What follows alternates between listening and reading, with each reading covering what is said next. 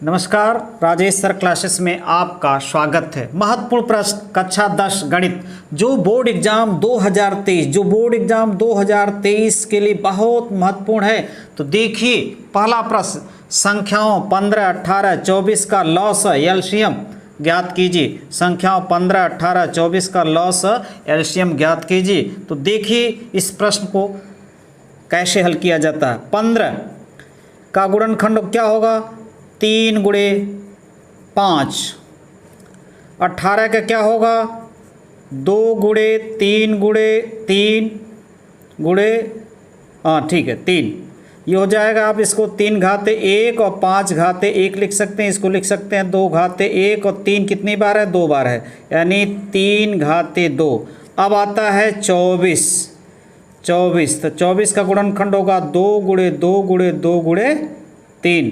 8 त्रिके 24, 2 घाते 3 और 3 घाते 1। अब एलसीएम जब आपको निकालना, गुणनखंड कर दीजिए, पहले ऐसे लिख दीजिए। और एलसीएम जब निकालना होगा यानी लॉस निकालना होगा तो आप देखेंगे कि 3 का अधिकतम घात कितना है। तीनों में 3 है या 4 है, जितनी भी संख्या है। तो आप देख रहे हैं यहाँ पर 1 घात, यहाँ पर 2 घात, यहाँ पर 1 घात, यानी 3 का अधिकतम घात 2 है। 3 घाते 2 लिख देंगे। फिर देखेंगे 5, तो 5 इसी में है तो 5 घाते 1। फिर क्या है यहाँ पर? 2 देखेंगे तो 2 इसमें तो है नहीं, इसमें है 1 घात, इसमें 3 घात, तो 2 घाते 3 लिख देंगे। अब देखिए ये हो जाएगा 9, 5 है और ये क्या है? 3 बार गुणा 8 हो जाएगा। और इसका गुणा करें 8 9 72 और 72 गुणे 5 बराबर 360। यानी 15, 18 और 24 का एलसीएम लॉस कितना होगा? 360। तो आप इस प्रकार गुणनखंड विधि से कर सकते हैं, भाग विधि से भी कर सकते हैं। अगला प्रश्न है, यदि संख्याओं 132 और 288 का लॉस 3168 है, तब संख्याओं 132 और 288 का मॉस ज्ञात कीजिए। तो देखिए इस प्रश्न को कैसे हल किया जाता है और कितना उत्तर आता है, यानी मौसा आता है। हम जानते हैं कि मौस गुणे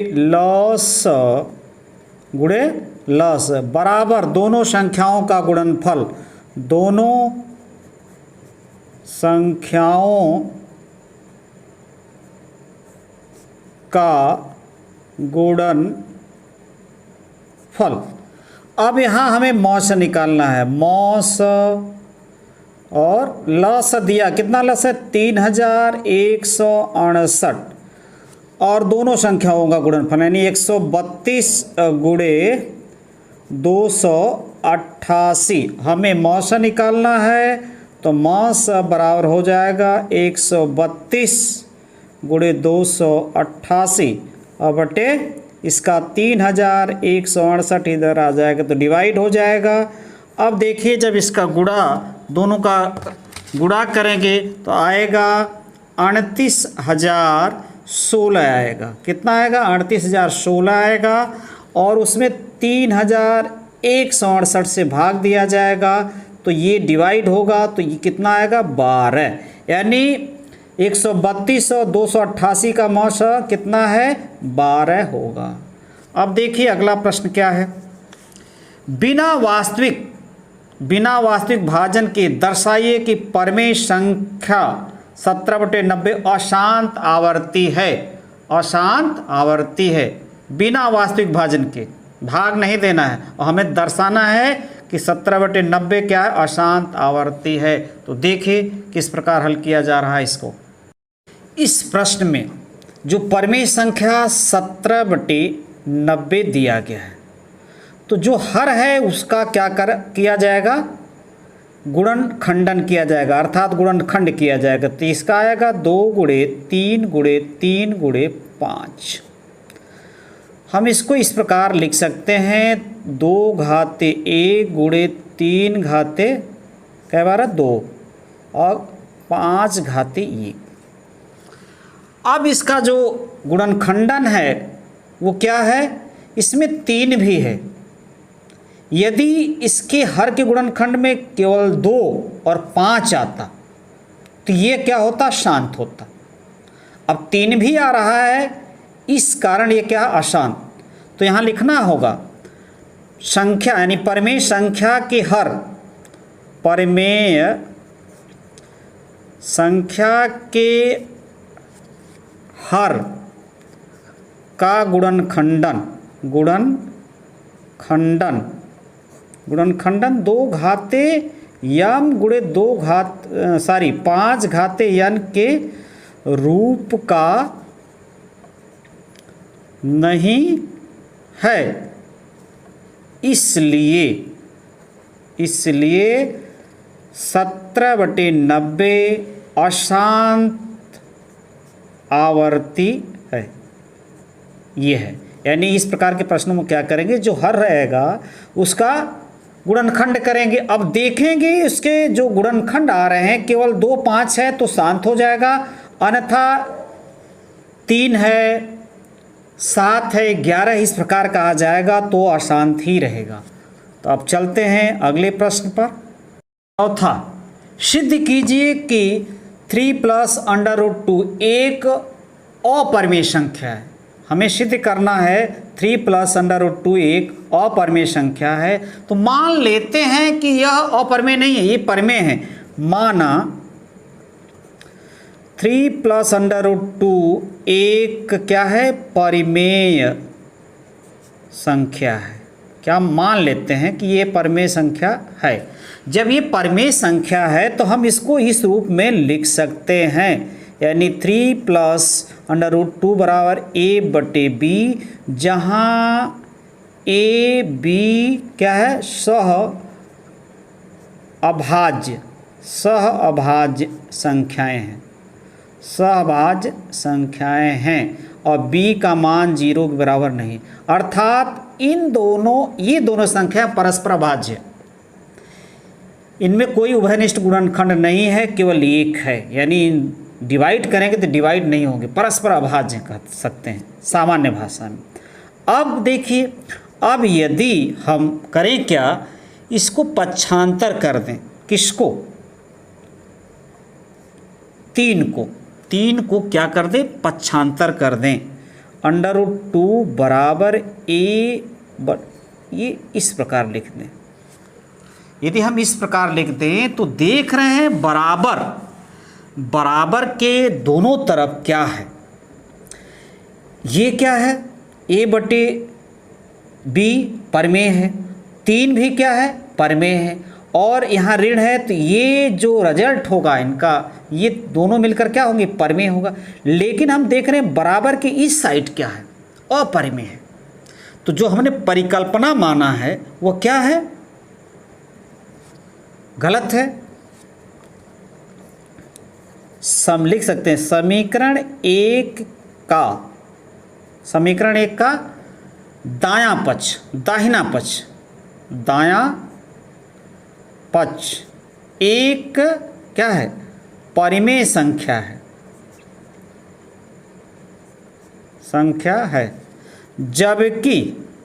जबकि बायां पक्ष क्या है, एक अपरिमेय, कर्णी √2 क्या है, अपरिमेय है, अपरिमेय संख्या है। इस कारण ये जो हमने परिकल्पना मानी है कि यह परिमेय संख्या है, ये क्या है, गलत। ये क्या है, गलत। अतः हमारी परिकल्पना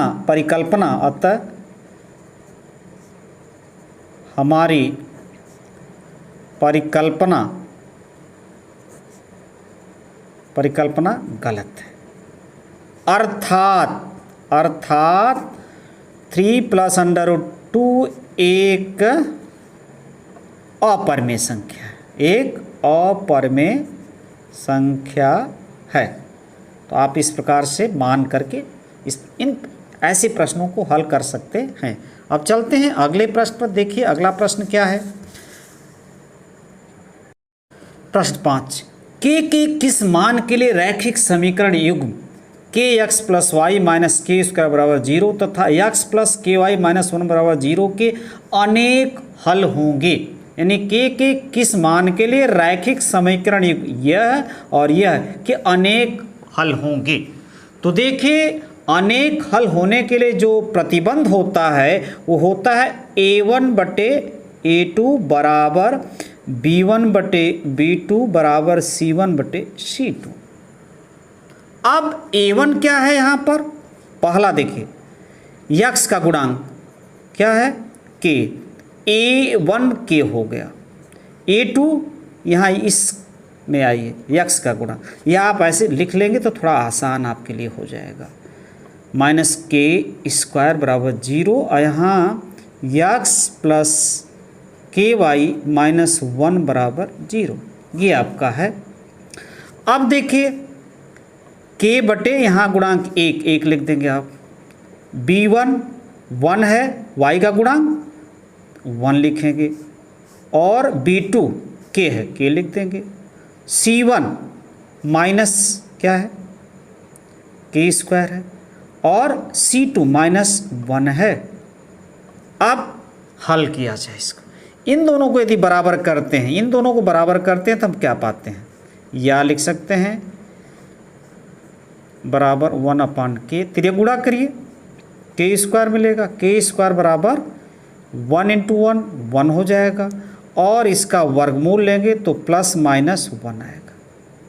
यानी के इस मान के लिए +1 और -1 के लिए इन दोनों समीकरण युग्म का, रैखिक समीकरण युग्म के अनेक हल होंगे। तो आंसर क्या होगा, लिख देंगे के बराबर +-1 के लिए रैखिक समीकरण युग्म के अनेक हल होंगे।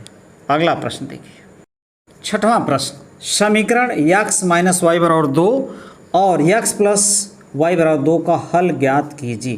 तो बड़ा आसान है, जैसे विलोपन विधि से माइनस है सारी बराबर 2 और इसको इसमें जोड़ दिया जाए बराबर 2, जोड़ेंगे तो क्या होगा 2x, y से कैंसिल बराबर 4, x बराबर क्या होगा 4/2 बराबर 2, यानी x की वैल्यू क्या आ जाएगी 2 आ जाएगी, x बराबर 2।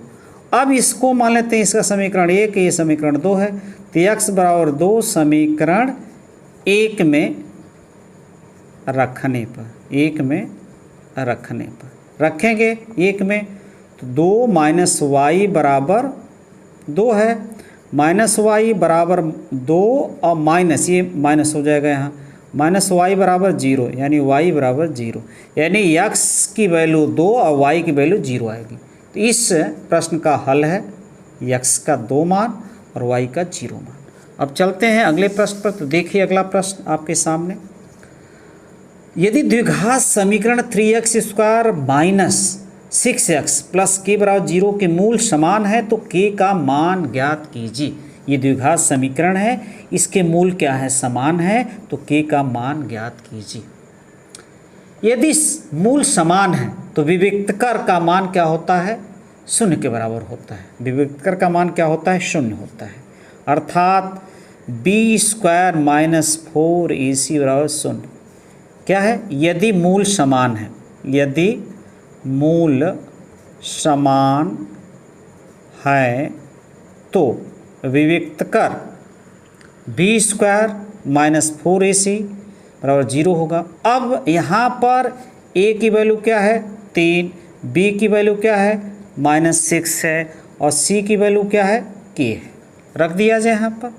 -6² 4 × a, 3 c की वैल्यू k बराबर 0, ये कितना हो जाएगा 36, माइनस ये क्या होगा 12k बराबर 0, या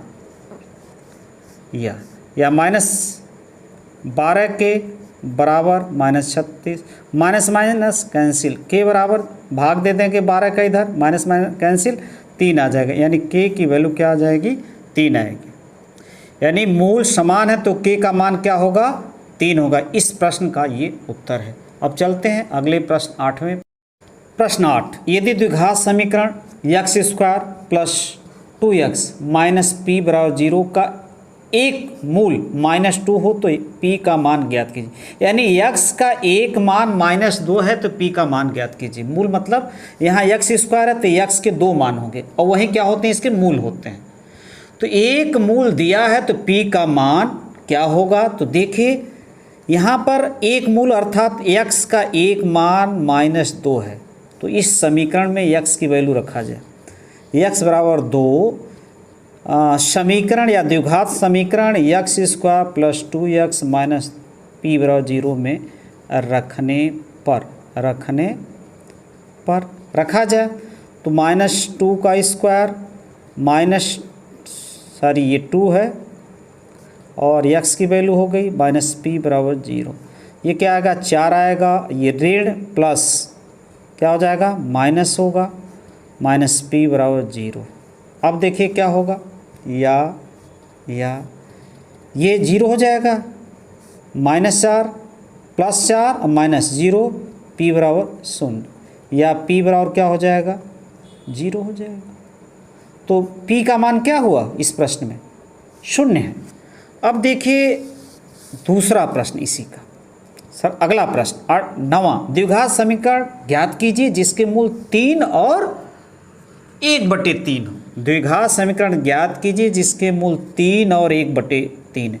तो देखिए इसका सीधा सामान्य आप इस प्रकार लिखेंगे, द्विघात समीकरण हमें निकालना तो सीधे लिखे x - 3 अभिष्ट, या लिख सकते हैं अभिष्ट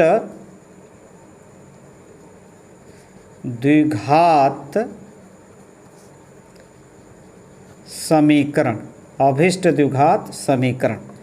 तो x - 3 लिखिए सीधे और x - 1/3 बराबर 0, ऐसे सीधे कर सकते हैं। अब गुणा करिए x इसमें, तो ये हो जाएगा x का x² और इसमें करेंगे तो x/3 ये हो गया। अब फिर इसका इसमें करिए -3x और इसका इसमें करेंगे तो 3 देखिए 3 × 1/3 आएगा जाएगा, या x² माइनस x/3 -3x और ये क्या हो जाएगा 1। इसमें 3 का गुणा कर दिया जाए, 3 का गुणा करेंगे तो 3x², यहाँ से 3 कट जाएगा, x आएगा, ये कितना आ जाएगा 3 × 3 = 9x, ये क्या हो जाएगा 3 यहाँ भी हो जाएगा। तो क्या मिला आपको 3x² -10 10x और -3 बराबर 0। ये मिला आपको अभिष्ट समीकरण। सारी यहाँ पर ऋण 3 है और ये ऋण भी है तो ये प्लस होगा, याद रखिएगा, थोड़ा मिस्टेक हुआ यहाँ पर, तो प्लस तो माइनस क्या होगा ये 3x² -10x + 3 अभिष्ट द्विघात समीकरण होगा 9वां का हल। अब चलते हैं अगले प्रश्न 10वें पर। तो देखिए 10वां प्रश्न आपके सामने। 10वां प्रश्न, चित्र में AB बराबर 3 सेमी, AC बराबर 6 सेमी, BD बराबर 2 सेमी, CD बराबर 4 सेमी, तो कोण BAD और कोण CAD का अनुपात ज्ञात कीजिए। तो देखिए इस प्रश्न का हल। तो इस प्रश्न का हल आपको बता रहा हूँ क्या होगा। तो देखिए त्रिभुज ABD और त्रिभुज ACD में, ठीक, त्रिभुज ABD और त्रिभुज ACD में क्या है AB/AC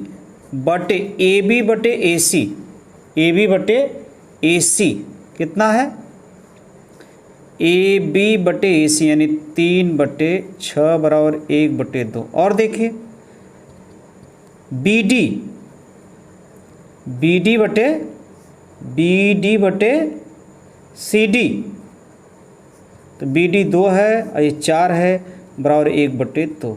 अर्थात हम देख रहे हैं AB/AC बराबर BD/AC और BD/CD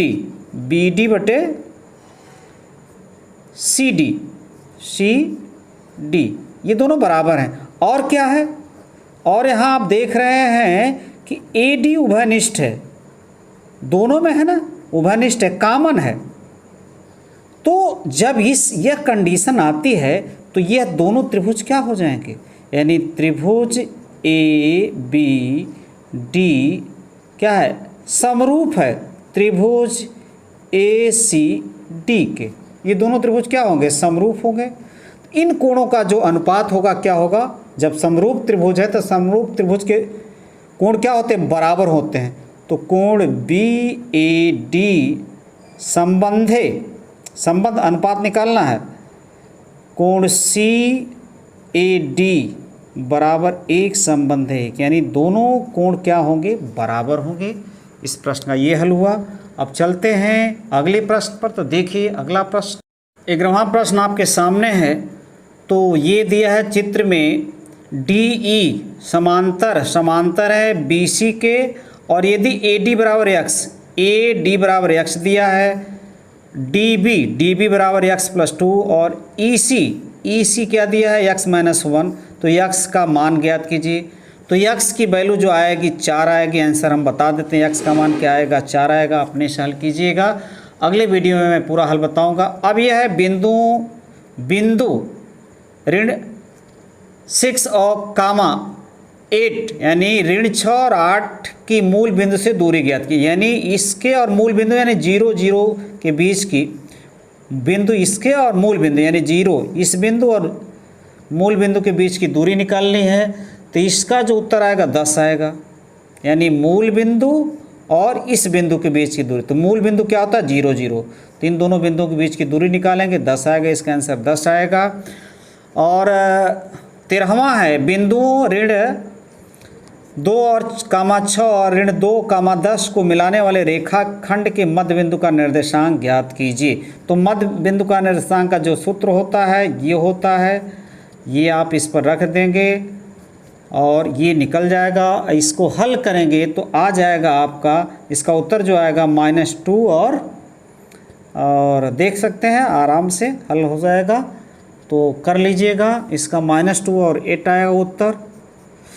और 14वां प्रश्न है 2 tan 30/1 + tan स्क्वायर का मान। तो ये मान आसान ही है, कर सकते हैं। नहीं हम हल कर देते हैं, 2 1/√3 इसको कर देंगे 1 + 1/√3, 3 है याद रखिए, स्क्वायर है तो ये 2/√3 हो जाएगा। और ये हो जाएगा 1 + 1/3 2/√3, और ये हो जाएगा यहाँ गुणा हो जाएगा 3 × 3 4/3, यानी 2/√3 गुणे 3/4 हो जाएगा।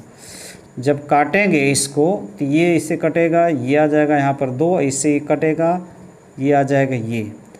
और मान ज्ञात करना तो इसका मान ये आ जाएगा 14वें का आंसर, और ये आएगा इसका मान, ठीक है, √3/2 आ जाएगा। और ये भी ज्ञात कर सकते हैं 15वां का आंसर 1/2 आएगा। बहुत आसान है, क्योंकि यहाँ थीटा की वैल्यू इससे सरल करेंगे तो थीटा की वैल्यू कितनी आएगी, थीटा का मान 45 आ जाएगा। यहाँ से सरल करेंगे 45 आ जाएगा, और फिर इसमें रख देंगे, सरल करेंगे तो 1/2 इसका आंसर आ जाएगा। 16वां है थीटा का मान ज्ञात कीजिए। तो 16वां जो है आसान ये भी है, चाहे तो हम हल कर देते हैं आपके लिए। 2 cos 3 थीटा, 2 cos 3 थीटा बराबर 1 cos 3 थीटा बराबर 1/2 cos 3 थीटा बराबर cos 60 का मान होता है cos 60 डिग्री, cos कट जाएगा, 3 थीटा बराबर 60 डिग्री, थीटा का मान 20 डिग्री आ जाएगा। तो इसका आंसर क्या हो जाएगा, 20 आ जाएगा, 20 डिग्री। और 17 जो प्रश्न है हल करेंगे तो tan थीटा और cos थीटा का मान निकालना, तो इसका मान आएगा 5/12 और इसका मान आएगा 12/13। अपने से कीजिएगा, आसान प्रश्न है। और इसका मान सीधे सीधे 1 आ जाएगा, आप जानते हैं इसका उत्तर कितना आ जाएगा, 1 आएगा। और 19वां जो है इस सरल करेंगे, बहुत आसान है, और ये है ऊंची 20 है, इसको कर देंगे 20, इसकी ये क्या है परछाई मान लेंगे, और ये थीटा कोण निकालना है, ये 20 है और ये 20√3 है, और थीटा की वैल्यू आ जाएगी 30 डिग्री। आसान है, कर लीजिएगा। और 20वां का जो उत्तर होगा इसका हल कर देंगे। सूत्र आसान है, 60 डिग्री, ये त्रिज्यखंड का सूत्र ऐसे, क्योंकि थीटा बटे 360 गुणे पाई आर स्क्वायर, तो थीटा की वैल्यू 60 है, थीटा की वैल्यू क्या है 60 है। हल करेंगे तो इसका उत्तर हम बता देते हैं 231 होगा, कर लीजिएगा। सेमी स्क्वायर 21वां है, एक गोले का पृष्ठीय क्षेत्रफल इतना, तो गोले का आयतन ज्ञात कीजिए।